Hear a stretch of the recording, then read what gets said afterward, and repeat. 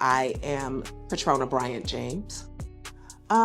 In September of 2016, I met a colleague who in senior services, and we were in the process of talking. And after the meeting that we had, we started just having a personal conversation.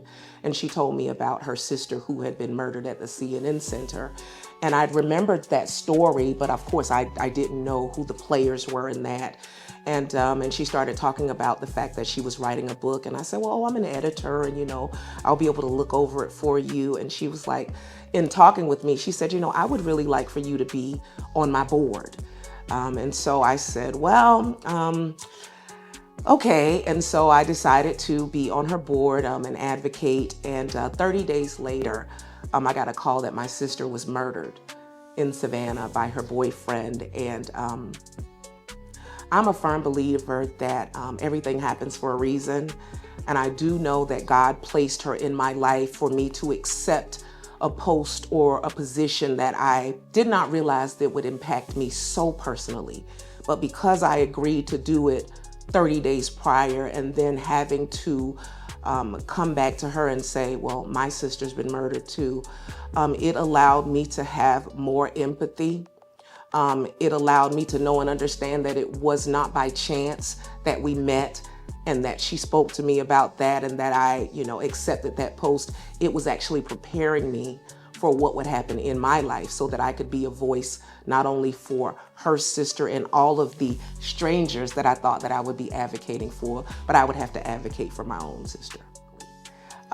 Music is my lifeblood. Music has carried me through things that I didn't think that I could make it through. And so it is an integral part. My mother sang when I was a child, and having to be forced to sing in front of individuals, I didn't like that as much, but I did it. But after a while, I realized, especially after my mother passed away, and I had to sing at her funeral at 14, music again was the thing that was gonna sustain me when I didn't have what I felt I needed from family members and things like that. But music was, again, something that I could embrace, and music could love me and I could love it. So music has played a role in my personal healing and advocacy, because there's a song that says there's a balm in Gilead, and music has been a balm for me.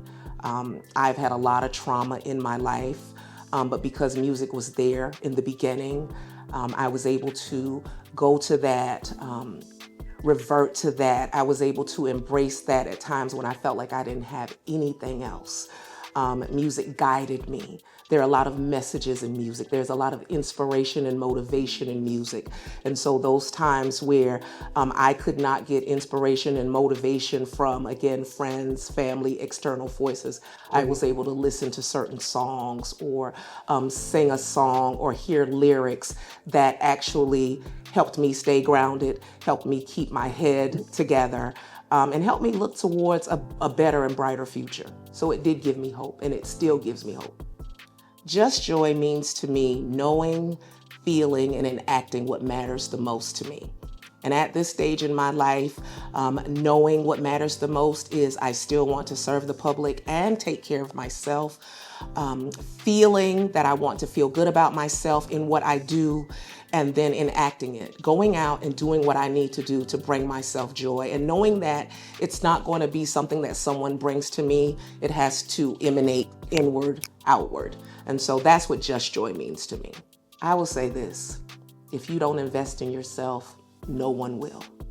More importantly, you are your biggest ally and your advocate.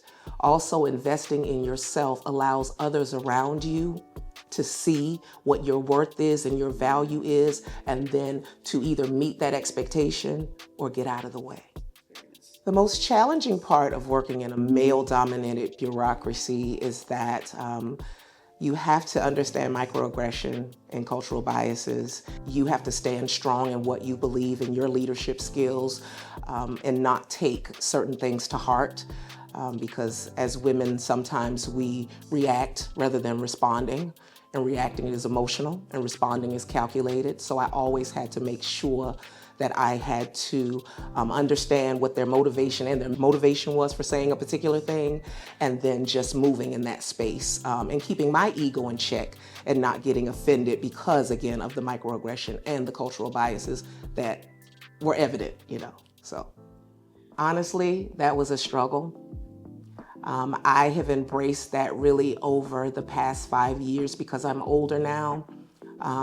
When you are young in the industry and you're continuing to try to prove yourself, there are times when you will put the job on a pedestal and not neglect, but your priorities are kind of skewed.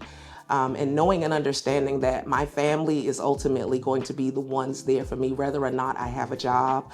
And so finding that work-life balance, and also in social services, we tend to give, and pour into individuals, and knowing that my family was the source of my strength, and just recognizing that. So that has helped me a lot, but I did struggle with that. I did.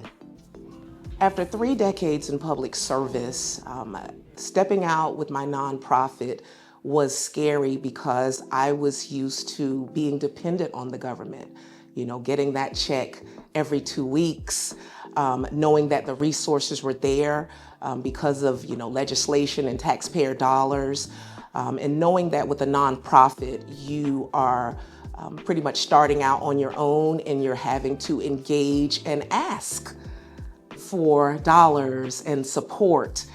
And that was a little different for me. It was scary, but also it was invigorating because I was able to understand that, yes, you have to ask for what you want. You have to ask for what you need. And because I am advocating for people, which I've done for the government for 30 years, I just had to adjust myself and say, look, it's okay to ask, and know that you must ask in order to have the resources. So I think that was the scariest part of it.